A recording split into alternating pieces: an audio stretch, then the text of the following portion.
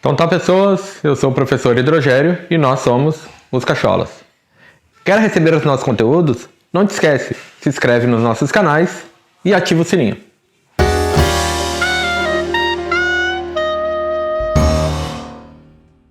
Então tá, pessoas, nosso papo aqui hoje vai ser sobre propriedade periódica de tabela, certo? Então a gente vai ver aí ao longo dessa aula, né, o que seriam essas propriedades periódicas de tabela e como é o comportamento dessas propriedades lá na tabela periódica, certo? Então, bom, primeira coisa que a gente tem que relembrar o que são os períodos e o que são as famílias na tabela periódica. Então, períodos ou séries são as linhas horizontais que definem o número de camadas dos elementos, certo? Então, as linhas que eu tenho horizontais na tabela periódica, enquanto que famílias ou grupos são as linhas verticais que definem o número de elétrons da camada de valência, ou seja, as famílias ou grupos são essas linhas ou colunas que eu tenho na minha tabela periódica, certo? Lembrando a vocês que os períodos seriam 7 períodos, né? E as famílias ou grupos são divididos em 18 famílias ou 18 grupos, ok? Bom, propriedade dos elementos. O que são essas propriedades dos elementos? Elas podem variar em função dos números atômicos dos elementos e podem ser aperiódicas ou periódicas. O que seriam as propriedades aperiódicas? São quando os valores aumentam ou diminuem continuamente com o aumento do número atômico. Já as propriedades periódicas, que é o que a gente vai tratar, oscilam em valores mínimos e máximos, repetidos regularmente com aumento do número atômico, certo? Então, propriedades periódicas vão oscilando entre valores altos e valores baixos. Aí vamos para um exemplo de propriedade aperiódica. Então, aí eu coloco dois exemplos, um que é massa atômica e o outro que é o calor específico. Analisando o gráfico, eu posso perceber o seguinte, que na massa atômica, conforme vai aumentando o número atômico, a tua massa atômica também vai aumentando. Já no calor específico, conforme vai aumentando o número atômico na tabela periódica, o meu calor específico vai diminuir. Já nas propriedades periódicas, como eu disse para vocês, oscilam entre valores altos e valores baixos. E daí eu posso falar de várias propriedades periódicas que exemplificam esse gráfico aí. Por quê? Porque nessas propriedades periódicas, como raio, eletronegatividade, eletropositividade, exatamente isso que acontece. Depende aonde está na tabela periódica, o que eu estou analisando na tabela periódica, pode ter um valor alto ou pode ter um valor baixo. Então vamos lá. Primeira propriedade periódica que a gente vai falar é raio atômico. Friso aqui para vocês que decorar não resolve muito a minha vida, certo? Em propriedade periódica. Eu tenho que entender essas propriedades periódicas. E a forma mais simples e fácil de entender propriedade periódica é quando eu penso em força de atração entre núcleo e elétrons, certo? É a maneira mais fácil para eu entender propriedade periódica. Então vamos começar aí no raio atômico. O que é o raio atômico? Bom, ele representa a distância entre o centro do núcleo de um átomo e a camada mais externa da eletrosfera, ou seja, a camada de valência. É calculado a partir de uma molécula diatômica, ou seja, dois átomos, tá?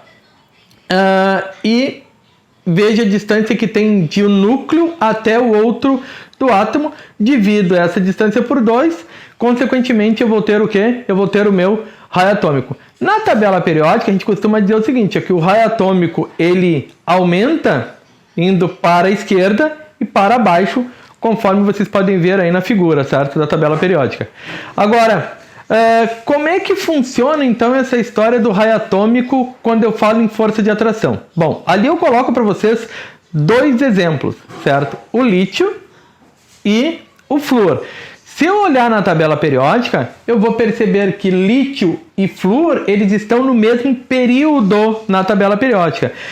Entretanto, tá, o lítio, ele tem 3 prótons para 3 elétrons e o flúor tem 9 prótons para 9 elétrons, certo?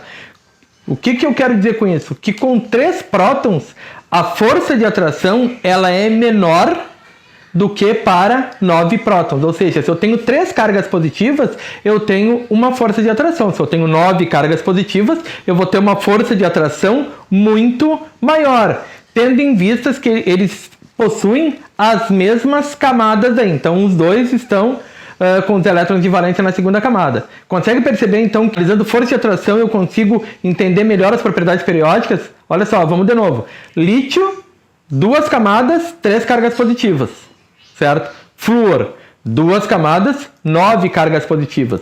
O que acontece? Eu tenho uma força de atração entre núcleo e eletrosfera maior, né, maior no flúor. Por quê? Porque ele tem o maior número de cargas positivas. Consequentemente, o raio tende a diminuir, certo? Bom, e se falarmos em raio atômico para íons? Tem diferença de um raio atômico do íon para um raio atômico de um átomo neutro? Sim, tem. Bom, como é que então eu vou avaliar isso com relação à força de atração? Vamos pensar o seguinte, ó. Eu tenho um átomo neutro de sódio, certo? E tenho um cátion sódio, certo? O que dá para mim perceber aí? No átomo neutro de sódio eu tenho 11 prótons e 11 elétrons, enquanto no cátion de sódio eu tenho o quê? 11 prótons e 10 elétrons. Lembram que cátion é quando eu vou perder elétrons, certo? O que eu percebo então? Que com um átomo neutro de sódio eu tenho 11 prótons para 11 elétrons, eu tenho uma certa força de atração, certo? Agora, para o cátion de sódio, eu vou ter o quê? 11 prótons para 10 elétrons. Consequentemente, a força de atração tende a ficar maior. Se a força de atração tende a ficar maior, eu posso dizer que o átomo neutro sempre vai ter um raio atômico maior do que o raio do seu próprio íon cátion. E no ânion, como é que é o comportamento no ânion? Bom, no ânion é exatamente o contrário. Então ali eu tenho um ânion fósforo, certo? Que tem 15 prótons e uma carga negativa 3, ou seja, ele tem mais 3 elétrons. Então lembrando que ânion é quando aumenta o número de elétrons. E já no átomo neutro de fósforo, eu tenho o quê? 15 prótons e 15 elétrons.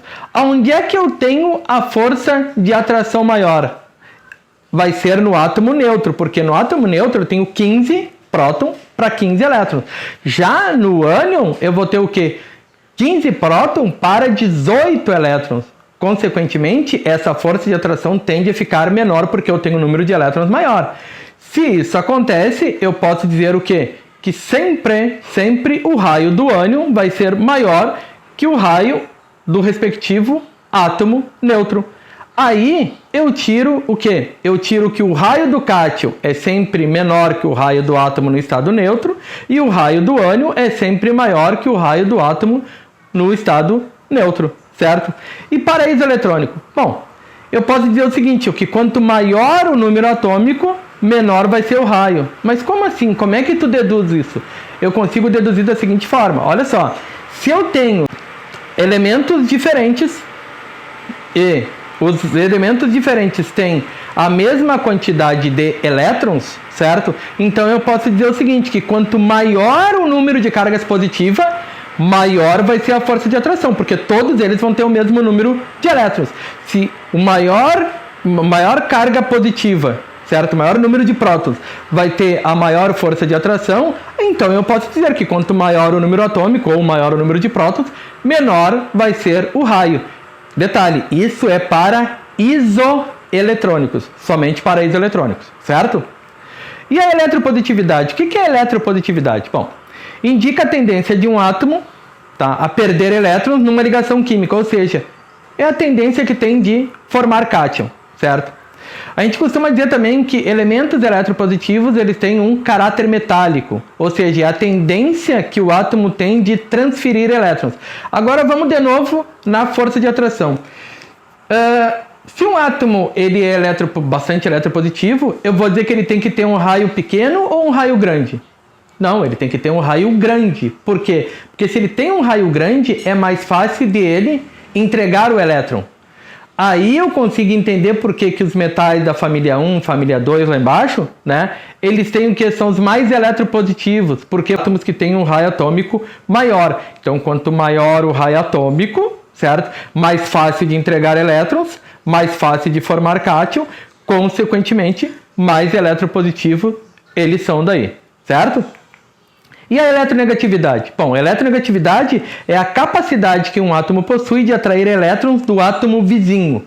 O que eu estou dizendo com isso? Bom, eu tenho um átomo aqui, certo? E tem um átomo do lado. Então é a capacidade que esse átomo que está aqui tem de buscar elétrons na camada de valência do átomo vizinho, certo? E daí a pergunta é, para que isso aconteça, eu preciso de um raio grande ou um raio pequeno?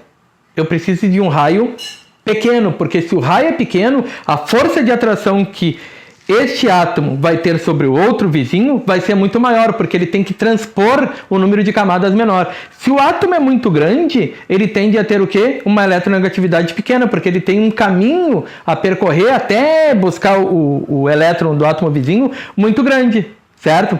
E daí ali eu coloco a ordem crescente de eletronegatividade. E vocês nunca esqueçam dos 3 primeiros átomos, tá? Flúor, oxigênio e nitrogênio. Então a gente diz o FON. A gente costuma dizer que o FON, né, flúor, oxigênio e nitrogênio, são os caras mais eletronegativos da tabela periódica. Qual é o comportamento da eletronegatividade? Exatamente ao contrário da eletropositividade e do raio atômico. Por quê? Porque tem que ter raio pequeno, né? Certo?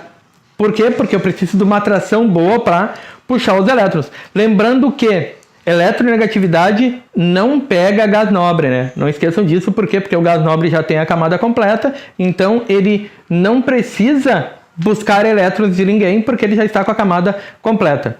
E a eletroafinidade ou afinidade eletrônica? Bom, é a energia liberada quando um átomo ou íon no estado gasoso captura um elétron. Lembra vocês ainda que a afinidade eletrônica numericamente é igual a potencial de ionização, que é o próximo que a gente vai ver. E os gases nobres apresentam afinidade eletrônica igual a 0. Aí eu coloco para vocês uma equaçãozinha, né, genérica. E o que eu quero dizer com isso? Que quando eu vou fazer uma correlação de uma equação, nesse caso ela é exotérmica, eu estou pensando automaticamente em afinidade eletrônica. Por quê? Porque assim como vocês podem ver que quando perde um elétron, então ele vai ter que liberar uma energia. Se essa energia ela sai lá no meu produto, certo? Então isso quer dizer que a minha reação é exotérmica. Então toda vez que eu enxergar alguma equação exotérmica, eu já posso pensar em afinidade eletrônica, certo? Então gravem isso porque também é uma dica bem importante. E o potencial ou energia de ionização? Bom, é a energia necessária para retirar um elétron de um átomo ou íon no seu estado gasoso. Então olha só, aí eu coloco para vocês o magnésio, né? Então tu tem magnésio no estado fundamental, aí ele perde um elétron, passa magnésio mais, depois o magnésio mais perde outro elétron e passa magnésio 2 mais, e depois o magnésio perde mais outro elétron e passa magnésio 3 mais. Ou seja, eu tenho 3 energias de ionização. O que dá para me perceber aí? Que essa energia de ionização cada vez vai aumentando mais. Por que cada vez ela vai aumentando mais? Porque conforme eu vou tirando um elétron da camada de valência, consequentemente, a força de atração vai ficando cada vez maior. Se a força de atração fica cada vez maior, consequentemente, para mim arrancar o próximo elétron, eu vou precisar de uma energia maior. Porque, como eu disse para vocês, eu tiro um elétron, aí o raio tende a diminuir. Se o raio tende a diminuir é porque a força de atração aumentou. Se a força de atração aumentou, eu preciso de mais energia para tirar o outro elétron. Então, a cada elétron que eu for tirando, certo? Eu vou precisar sempre de uma energia de ionização maior. Por isso que a gente diz o quê? Que a energia de ionização para retirar o primeiro elétron é menor do que para retirar o segundo elétron, é menor para retirar o terceiro elétron e assim consequentemente. Então, as energias de ionização tendem a sempre aumentar, porque conforme vai aumentando a energia de ionização, significa dizer que esse raio vai fechando, né, vai ficando menor e a força de atração vai ficando maior. Ali outra dica que eu dou para vocês é o seguinte, vocês podem ver que a energia para arrancar um elétron é baixa, 7,6. A energia para arrancar o segundo elétron é 14,9 eletrovvolt. Já para arrancar o terceiro elétron, ela vai para 79,7 eletrovvolts. O que isso quer dizer? Quer dizer o seguinte, ó, por isso que o magnésio ele é da família 2 e ele perde 2 elétrons, certo? Porque para perder o terceiro elétron, existe uma disparidade muito grande de energia, tá? Então, a gente costuma dizer que é mais confortável para perder até 2 elétrons, porque para perder o terceiro elétron precisa de uma energia muito grande para arrancar esse terceiro elétron. Consequentemente, ele se sente, né, mais confortável para arrancar até o segundo elétron, certo? Então isso também é bem importante. E com um detalhe, a energia de ionização pega também os gases nobres. Pega os gases nobres e um outro detalhe bem importante. As energias de ionização mais altas, elas são para os gases nobres. Por que são para os gases nobres? Porque o gás nobre, ele já tem a camada de valência fechadinha completa. E a reatividade química? Bom, indica a capacidade de combinação do elemento químico. Então, olha só, os metais, eles têm uma maior eletropositividade, como a gente viu, então implica em maior reatividade. O que acontece? Maior eletropositividade. Então, eles têm um raio grande, consequentemente é mais fácil de entregar o elétron e, em função disso, é mais fácil também de reagir. Os ametais, ele tem uma maior eletronegatividade, certo? Que também implica numa maior reatividade. Por quê? Porque os caras que são muito eletronegativos, o que eles têm? Eles têm uma capacidade muito grande de puxar elétrons para ele. Consequentemente, eles também têm um poder de reatividade maior. Então, na tabela periódica, como é que eu enxergo reatividade? Os mais eletropositivos e os mais eletronegativos. Lembrando que também não pega gás nobre. E ali também eu coloco para vocês a fila de reatividade dos metais. Né? Então, se vocês perceberam, vocês vão ver o seguinte, ó, que família 1 e família 2 são os mais reativos. E tem lógica porque tem um raio maior, consequentemente, são os mais reativos.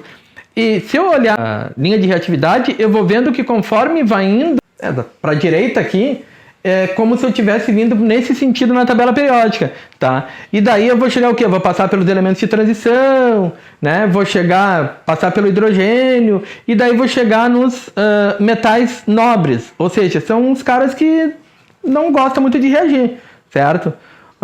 Eles não gostam de reagir, então a gente costuma separar da seguinte forma: os caras que reagem com o ácido clorídrico e os caras que não reagem com ácido clorídrico. É uma maneira também que a gente tem de separar a reatividade dos metais daí, certo?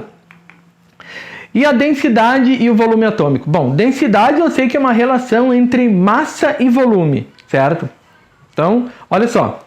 O que dá para mim perceber? Que na tabela periódica, tá, os elementos mais densos eles vão em direção ao centro da tabela periódica e são de cima para baixo, certo?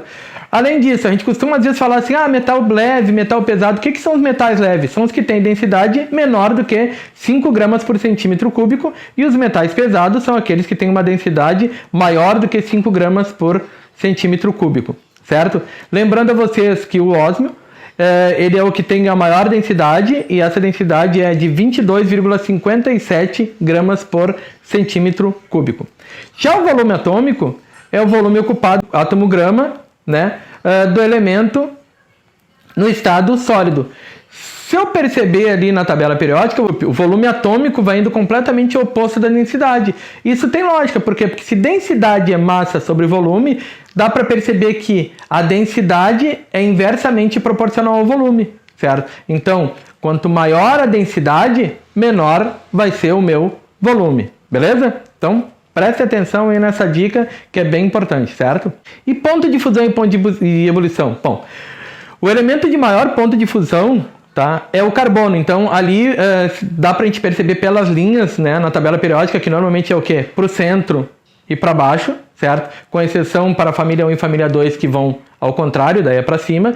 Mas o carbono é uma exceção à regra. Por quê? Porque ele tem como ponto de fusão 3.550 graus, certo? Então, maior ponto de fusão que eu tenho na tabela. E o metal de maior ponto de fusão é o tungstênio, que é 3.422. Então, olha só, teoricamente era para mim dizer o seguinte, né, que o carbono teria um ponto de fusão e de ebulição baixo. Então, lembra vocês que ele é uma exceção aí na tabela periódica, tá? E os metais alcalinos e alcalinos terrosos, eles contrariam a regra. Por quê? Porque o ponto de fusão e o ponto de ebulição deles crescem de baixo para cima. Beleza? E daí eu finalizo aqui para vocês com um resumo geral, certo? Então, aqui eu consigo olhar e analisar como é que é o comportamento na tabela periódica de raio atômico, eletropositividade, eletronegatividade, volume atômico, densidade. Então eu consigo ver todas as propriedades periódicas aí que eu tenho na tabela, ok? Beleza? Então tá, galera, por hoje é isso aí. Não se esqueçam, se inscreve lá no nosso canal e acompanhem as próximas aulas.